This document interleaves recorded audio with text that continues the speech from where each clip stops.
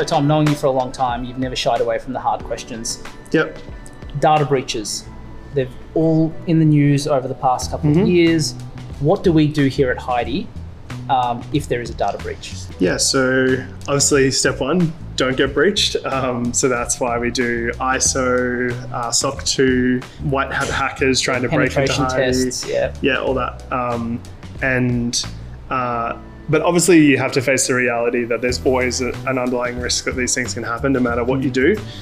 The reality of it is that we insure all our users. So if anyone uses Heidi, free or paid, it doesn't matter. You still get the same compliance standard.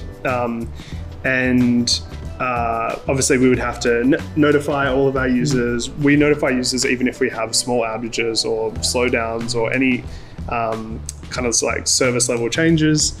And yeah, I guess just it's all that step one, you know? Yeah, exactly. The easiest answer is obviously don't allow a data breach, but we have our statutory obligations that we have to notify people if there is a data breach. But we always love to say that's just step one for us. We go above and beyond, ensure that users are like aware of every single thing that's happening within reason in Heidi, and transparency is kind of what we want to be known for.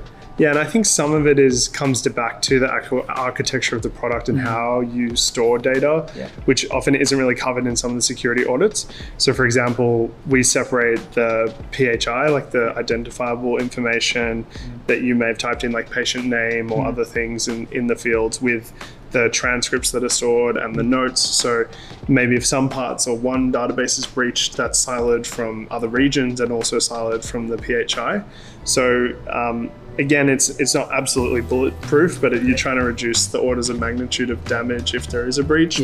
Also, like, I guess thinking carefully about the kind of partnerships we do and what kind of things we do in products. For example, like I do think the actual transcript on its own, especially when the PHI is removed, of course, everything is re-identifiable in the hypothetical at the limit, but most of those transcripts generally won't be re-identifiable in the case of a breach.